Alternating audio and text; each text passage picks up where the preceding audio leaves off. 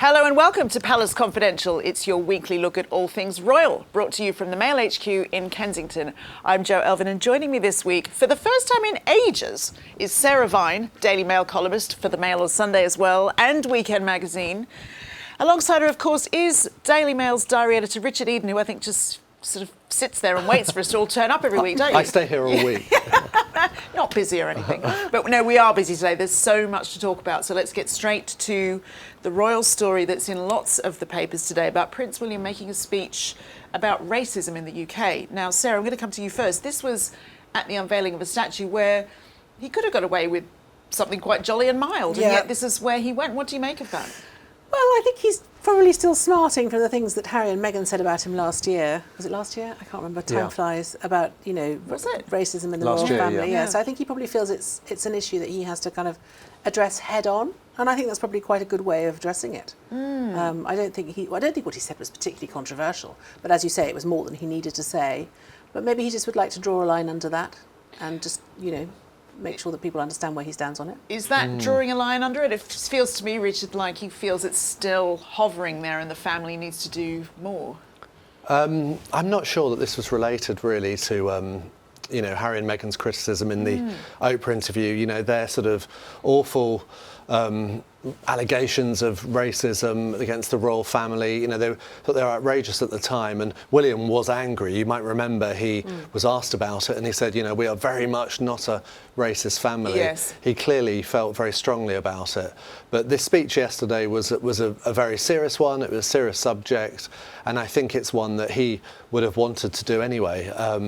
You know, it's all about the people who came from the Commonwealth countries after the war. They came in the 60s and have contributed a lot, but have also had problems. And he was addressing those problems with the Windrush scandal head on. And I think it's, honestly, I don't think Harry's involved in that at all. I wonder if it's got something to do, Sarah, with, you know, we were talking last week about William in action putting his foot down about Prince Andrew at the Order of the Garter procession. Do you think it's just another indication that we've got a new William on our hands? He's decided to step it up. I think he's now sort of edging towards being the Prince of Wales, isn't he? And that's right, he needs to do that. So he's being a bit more vocal about things, being a little bit less behind the scenes, just dipping his toe in the water, really. I mean, I think what he said about Windrush was perfectly reasonable. I mean, the Windrush scandal was very recent. People do still have problems. So I think, you know, I think that would have resonated with a lot of people. Do you think it's borderline a political interference, a political statement? It's different from Prince Charles's recent private comments that caused such a row about Rwanda, because in this case, when the Windrush scandal, which we should explain, was people being told they had no right to be here, even though they'd lived here 40 years, after 40 years. So it was outrageous. But that's been addressed by the government, that's apologised. And so it's not a sort of live political issue. So he won't have caused any trouble by making these comments. Well, that's that sorted then. But we're going to stick with the Duke of Cambridge for a minute to mark his 40th birthday. He's my sister's birthday twin.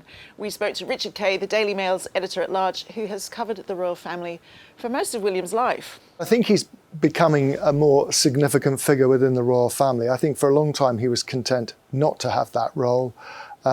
The relationship with his father has not always been good. There's been a lot of friction between them over the years. They seem to have a better understanding of one another.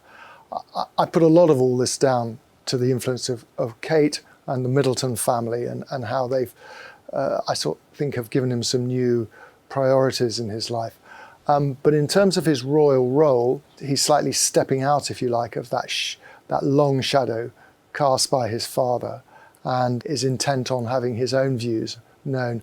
I mean, a lot of us have observed over the years that he's quite different in character and makeup from his father, and has much more in common with the Queen, and that he will take his duties as king in an entirely different way from those of his father. He clearly has issues that are important to him.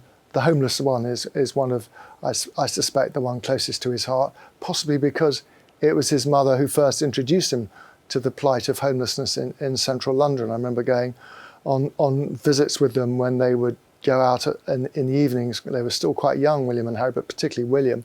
And his mother would take him to places like the Embankment and to the Strand, to food stations. And I think those sort of visits have had an impact on him. He clearly wants to make it something that he's going to be involved in. So I suspect we will see him addressing those kind of things. I think what people don't know about William is that he has a steeliness in him. He sees the negative effects of Andrew, how he's damaging the royal brand, and he's strongly of the view that Andrew is holding back the family and therefore he cannot be seen in public. I think William was decisive in ensuring that Andrew had no central role in the recent Jubilee celebration. And he is strongly of the view that Andrew needs to go away and atone, at least for some time, and try and find some kind of role which takes him away from frontline royal work. A great sadness descended on William when his brother took the route that he did. But it was worsened, of course, by the unnecessary and ad hominem attacks, if you like, on Kate through those various interviews that he and Meghan have done in America. I think he's going to find it extremely hard to forget what happened, even if he can forgive. I suspect he can forgive. And people tend to gloss over the fact that William and Harry had the most extraordinary relationship throughout their childhood, and then in those formative years after the death of their mother, they formed such a close bond. I think that's what made the breach so much harder and more painful for William, because if anyone understood the obligations and responsibilities of monarchy, it's Prince Harry, and William wanted Harry at his side. Harry's not going to be there for him, clearly, but William will not shut the door on him. He will have him back, but I think there will have to be some fundamental changes in the nature of the relationship that Harry has with the royal family before William will allow that change to happen. Richard Kay there. Sarah, he talked about the real pain that William feels about this sort of, this separation from Harry. It's not going away, is it? No, and I think William is quite an emotional human being, actually, and I think he was, he very much took on that sort of role of parent with Harry after Diana died, and I think he looked after his brother, and he really was a big source of support. And I think for him it's a really fundamental betrayal, and of course the one thing that united them was their mother, and that's such a massive part of their lives, and so for them to not have that, they rely on each other for that shared experience, and now there's this massive wedge between them. So I think emotionally it's very hard for William, and I think he is someone who feels things quite deeply, and he's also emotionally very, not slow. When I say slow, I don't mean that means he's stupid. I just mean that he feels things quite deeply. He doesn't make quick emotional decisions. Yeah. And I think that, this schism has gone really, really cut deep, and I think he's retreated a bit, and he's a Cancerian. He's got a shell. He's in it. He's a bit sort of protective and angry, I think. Sensitive water sign. He's a sensitive water sign. Yeah. I mean, Rebecca English... Sorry, I know you don't believe in that rubbish. Rebecca English quoted people talking about the sort of grief almost that he suffered from the end of that relationship, really.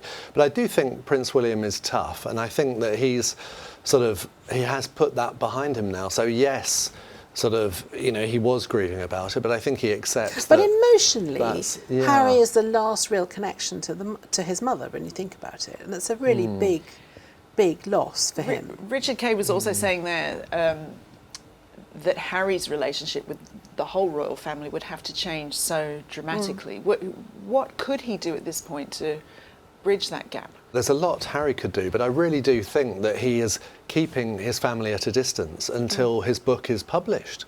I really do. I think that he is going to be saying some things which will be unpleasant and will go down badly with Prince Charles and Prince William, and he almost sort of can't face them. I think that partly explains the awkward situation we had during the Jubilee and why they didn't want to spend time with each other. But you saying about, William grieving that estrangement, that must be true of Harry as well. It must be. Well, who knows? I mean, the thing about William is that he married somebody who was a really stabilising force in his life. He married a really solid person who sort of understands the brief and I think is very grounding for him. You wrote about that the other day. Whereas didn't I think Harry married somebody who is the opposite.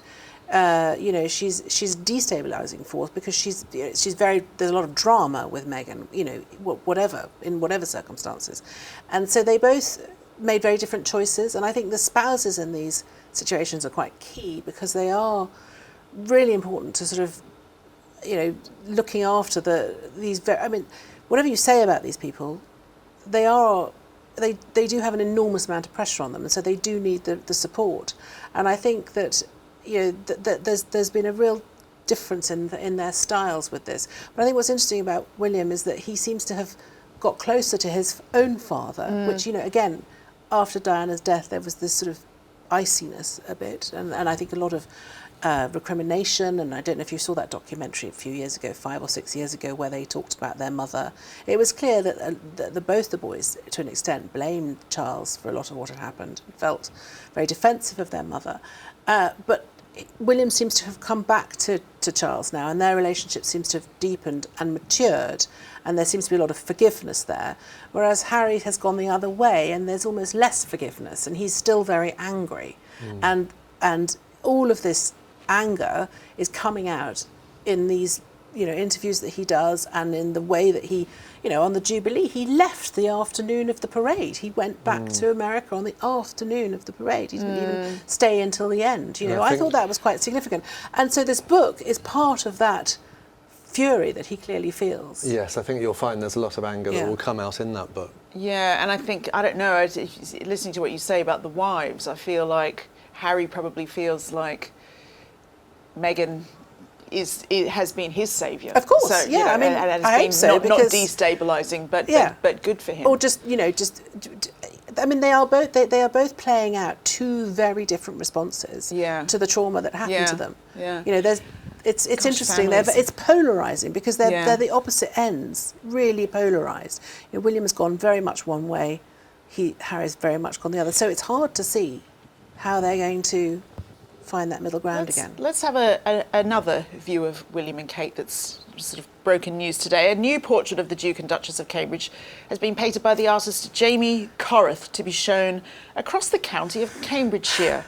What do we think? I hate those vampire wife dresses. I think it's too chocolate boxy for me. I like them. I like but those you're dresses. into fashion and I'm not, Oh, as people right, can see from what I'm wearing. But I just think it's a bit chocolate boxy. The artist says that he wanted to show the pair relaxed and approachable as well as elegant and dignified. What do you think? I was so relieved when I saw it because I thought back to that picture, which I think is in the National Portrait Gallery of Catherine, and it was awful, really didn't do her justice at all. And I think it's extremely hard to paint beautiful people. Yes. What do you think they're looking at? She undoubtedly is. It looks like they're really looking like you can't sit with us today. They're looking at the canapé tray, which is coming towards them at a cocktail party. Yeah. That's what I think they're doing. And William's stance is so kind of badass.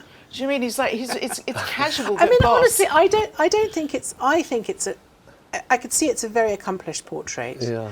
I think what Richard says about it's very hard to paint Kate because she is so ridiculously pretty. Yeah. And so however you do it, you always end up looking a bit like Mills and Boon. I mean, it is quite Mills and Boon, isn't it? Perhaps the best portraits of them will come when they're old and wrinkly. Exactly. You could put a sort of Mills and Boon title on that, couldn't you? And it would work quite well as a cover. It's definitely it does have that kind of style of those book covers. Yes, those sort of 70s book covers. It's strangely retro, if you ask me. But I can see that it's very accomplished. This artist is excellent. If you see some of his work, there was one portrait of Fatima, I think it was called, where it was it's very realistic, but very Who would take the gig portrait of painting a royal? Because then you've just got people like us sitting around. Yeah. No. I would just say, I think whoever the painter has done, technically, it's really brilliant and accomplished, isn't it? You can't really fault it. It's more the tone of it is quite Mills and William does look very slim, doesn't he? He does. Yeah. He looks very much like, the hero of a romantic novel. I like a matching tie with a dress, but let's move on. Yes. We've talked before on the programme about how we're seeing a monarchy in transition, and one question that remains unresolved is that of William when he becomes Prince of Wales. And here's what Richard Kay had to say about it. I think the difficulty that both Charles and William have got, by implication, is that Charles's reign is going to be a short one. We know that. Yes, he could live as long as his mother, but he isn't going to celebrate a jubilee like his mother did. And once the Prince of Wales is sovereign, the focus on William and Kate will become even more ratcheted up than it is now, because they are the future. They're very agreeable children, will continue to dominate royal family events. And I think that'll be hard for Charles, because it means yet again he's going to be slightly pushed out of the spotlight in much the same way as he was by his late wife, Diana, and now he will be by his son and his son's family. William doesn't particularly want this, I have to say. I mean, he wants his father to have his go, and then it'll be his turn. But we are entering this era of elderly and middle-aged monarchs stretching way ahead into the distant future. I think William is aware of that, and he's aware about trying to keep the monarchy fresh and relevant. Charles will make changes, no doubt about it. There will be steps, slim down monarchy, we know all about that. I think William will take it much further. Coming to you first, Richard, this links with comments you made last week about how Charles might be perceiving William's growing role. Yes, what I touched on last week was reports I've heard that there are a few tensions there, that Prince William has been sort of throwing his weight around, as it was put to me, and Prince Charles is not very happy about it. I think it's, as Richard Kay mentioned, he knows that it would almost be a sort of dual reign, that he knows he has to consult his son and heir on decisions he makes, and that does make for a bit of an awkward situation, but it's just a reality of the age that he is. What do you think, Sarah? Charles obviously deserves his time on the throne. How does he balance that delicate situation with having an assertiveness? Well, I think the problem with Charles is that his destiny has been to be stuck in the middle, really. Yeah. And it's, you know, whichever way you cut it, that's what's going to happen to him. You know, he's been in waiting for so many years, and he won't be here for long before William takes over. And I think that must be really difficult for him. And I think he's dealt with it quite well on the whole over the years. I think he's made an impact. I think he's done his own thing. And I think that he must also feel very acutely the fact that quite a lot of people, if you ask them, will say that they think it should just skip to William. And I think that's very unfair, actually, because... Well, I can't imagine that that's William's... No, I'm sure it's not. Yeah. But, you know, sort of ordinary people I talk to, you know, you speak to just people, you know, chatting to... quite a lot of people say that. I mean, readers sometimes email me and say that, and why don't we just go straight to William? And so there's a sort of perception that, you know, Prince Charles is a sort of ghost in between them two, in between the Queen and William. And so I think if I were him, I'd feel a bit annoyed by that, genuinely. But that said, William has got to start to make the transition to being the Prince of Wales. So he does have to start doing more things, and as a result will become more assertive. How else could he not? I mean, how can he do that without being more assertive? And then the coverage creates tension. And then the coverage it? creates tension. So I think it's just a sort of, you know, I think it's a normal human response that Charles is having, and I think William's is also normal. I mean, he's about to, you know, his life is about to change. He's turning 40. It's always a big moment. 40 is a nightmare, as we all know. You know, it's the time when your children... I'll learn about it when it comes. Oh, yes, when it comes. But, you know, you're sort of not young, you're not old. Life is quite difficult. There's a lot of pressures, a lot of family pressures, a lot of what, you know, he's at that stage. So it's a period of adjustment. But, you know, it's lucky that they do have a period of adjustment, actually. And I think that the best thing they can do is to just put their fingers in their ears and just do what they think is right. Yeah. That's what I would say. Let's turn for the moment to the Grand Old Duke of York, Richard. Now, an MP has made a move to try and strip him of that title. Is that right? Yes, this is the Labour MP for York Central, Rachel Maskell, who's been trying to get a bill through the Commons that a mechanism should be brought in that he could be stripped of his York title. Frankly, she and lots of other people from the city of York are embarrassed that he carries their name, and it's something they want to adjust, but it's a very thorny issue, and it won't get government support because it's something, the last thing the government would want to do is start bossing the Queen around and telling her, you know, that she should strip titles from her second son. Oh my gosh, the complications just never end with that But one. the problem with the Duke of York is that he is the weakest link. And when you have you know, Labour MPs basically agitating, you know, it will be a Republican agenda fundamentally. You know, they want to sort of get rid of the monarchy. Well, there was a piece in Ephraim Hardcastle the other day about a suggestion he could be governor of the Falklands. What do we think about that? What have the Falklands done to deserve it? Exactly. Is it far away enough? I don't know. I mean, so they do have to find a solution, but I think probably in the Queen's lifetime, I think they should just retain the status quo for now. I mean, Charles and William will have to make a decision about that. I wonder if Andrew's had any actual reaction to that. And it would also open up a can of worms with the Duke and Duchess of Sussex. There's an awful lot of people in the counties of Sussex who don't really want Harry and Meghan to be carrying around their titles. Well, they're the Duke and Duchess of Montecito now, Yeah. aren't they? They are, aren't they? But anyway, so let's move on. Well, last week we had the Mail's royal editor, Rebecca English, in a very exciting appearance in the studio with us. Make sure you watch that one back if you missed it. But this week she's in Rwanda with the Prince of Wales and the Duchess of Cornwall, and she sent us this report. Apologies for my slightly dusty appearance. It's been a very long, hectic and very hot first day in Rwanda, where of course I'm with the Prince of Wales and the Duchess of Cornwall as they represent the Queen at the Commonwealth Heads of Government meeting. Now, it's turning out to be a very interesting trip for a number of reasons, not least because Charles and Camilla are the first members of the British royal family to ever set foot on Rwandan soil. And it will also be the first time that Charles has been here representing the Queen since he was nominated by the Commonwealth leaders to inherit the position as head of the Commonwealth from his mother, the Queen, when she eventually passes away. But today actually wasn't about private conversations or political pronouncements. It wasn't even actually about the Commonwealth. It was about the 1994 Rwandan genocide. For those don't know, it was a particularly horrific period in this country's history in which up to 1 million people were systematically slaughtered over 100 days by the ruling Hutu party. And the Prince of Wales was particularly keen to have this factored into his programme. And he and Camilla started the day by visiting the National Memorial here in Kigali, where 250,000 victims are buried.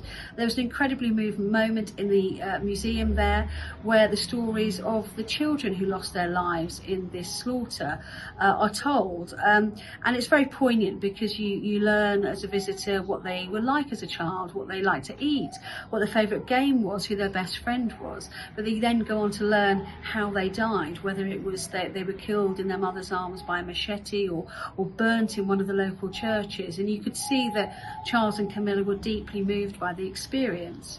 Later on this afternoon, the Prince of Wales went on his own to a church about an hour's drive south of Kigali, where 10,000 people alone were murdered in just 2 days in April 1994.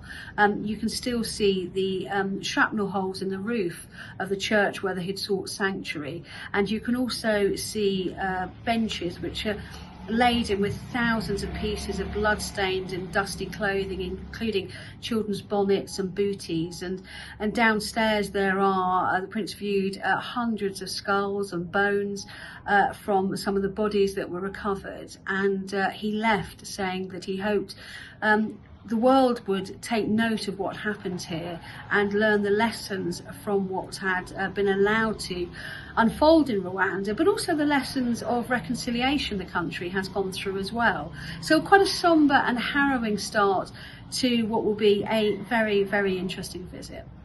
And while there's plenty to discuss about the Commonwealth here in terms of the environment, youth opportunity, economic development, in actual fact, all eyes will be on the Prince of Wales and British Prime Minister Boris Johnson. Now, the two men haven't met since Prince Charles was reported by the Mail to have made comments in private about a controversial government policy, that of sending Channel migrants here to Rwanda on a one-way ticket. Charles is said to have greatly disapproved of this and even described it as appalling. Now, there's lots of opportunities in public for them to meet over the next few days, so all eyes will be on the body language. But I've been told tonight they also plan to have a cup of tea and a catch-up on Friday morning at the Prince of Wales's hotel. So to be a fly on the wall of that. Rebecca English in Rwanda there. That is all we have time for in another fascinating episode of Palace Confidential today.